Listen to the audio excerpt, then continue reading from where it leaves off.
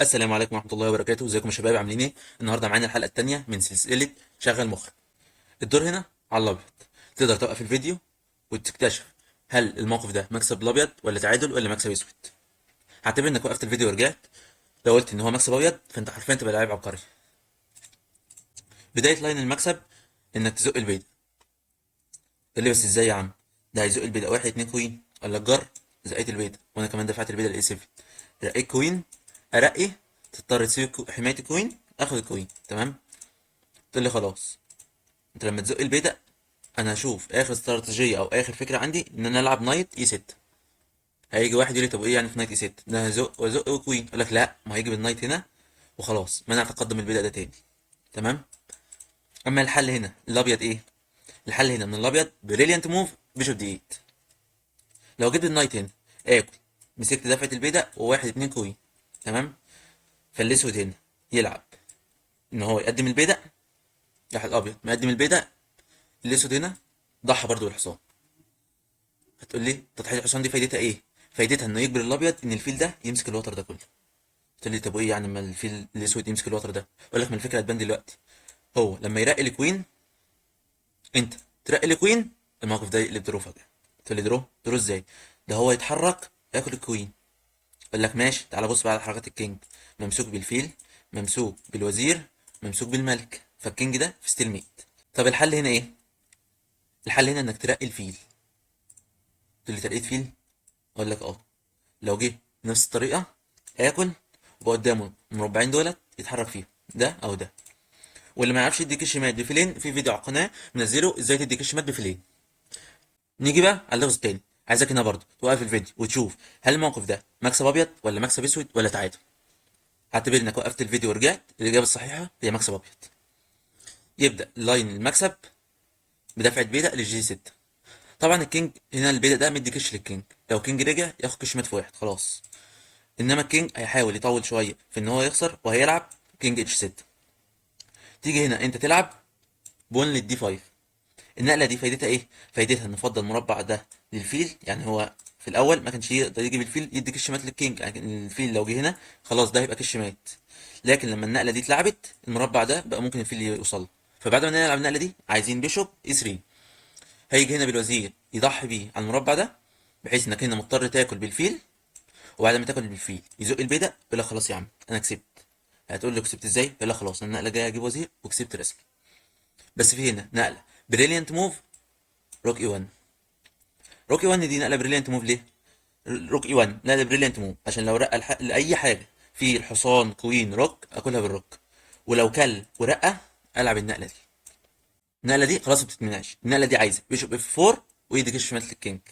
لا حاول ان هو يعطلها بكش، اغطي الكش بفيل بكش مات، يضطر ان ياكل. اكل. ولو مثلا كان البيضة خلاص ده بقى كوين هيزق بيضة. انزل ياكل البيضة. اكل يطلب البيضة احميه وخلاص اقعد زق في البادئ ده وخلاص.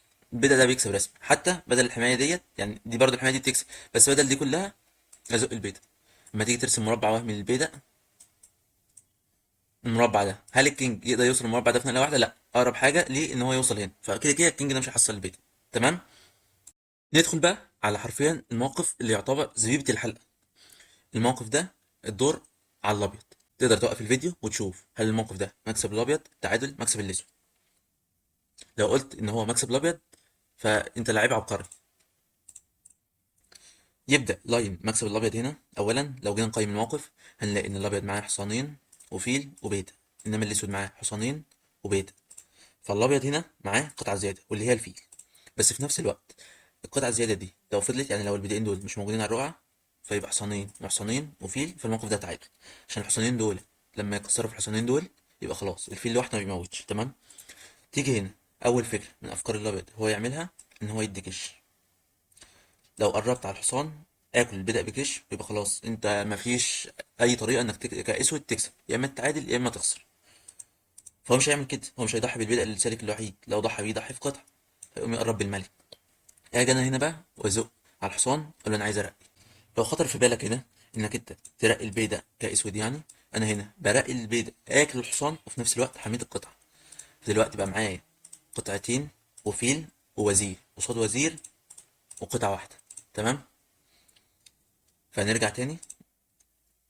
هنا الاسود يحاول يجرب اخر فرصه ليه ان هو يلعب نايت دي 7.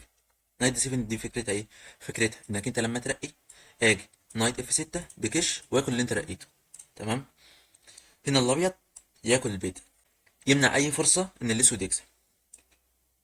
لو كلت العب نقله زي دي وخلاص، البيضه ده بقى كوين. هنا الاسود يجرب برضه اخر فكره ليه، وان هو يلعب حصان اف 5. النقله دي عايز البيضه، وفي نفس الوقت لو رقيت يا اما اديك كش من هنا واخد البيضه، يا اما اديك كش من هنا واخد البيضه برضه. تمام.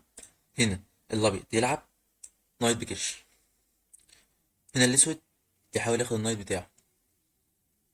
تيجي هنا بقى نقله البريليانت موف، ترقية نايت. لو كلت النايت بتاعي كش واخد النايت ده، تقول لي لا ما تقدرش تاخده، نلعب كينج هنا مثلا وخلاص النايت ده بقى محو. اقول لك لا، هنا كش، لو فضلت حاميه تاخد كش مات، ولو فضلت حاميه اديك كش تبعد اكل الحصان. تكمله اللغز بقى ايه؟ ان هو فعلا اكل الحصان، اخد الكش، فضل حامي الحصان، اديته كمان كش، فضل مصمم على حمايه الحصان، ياخد هنا كش مات.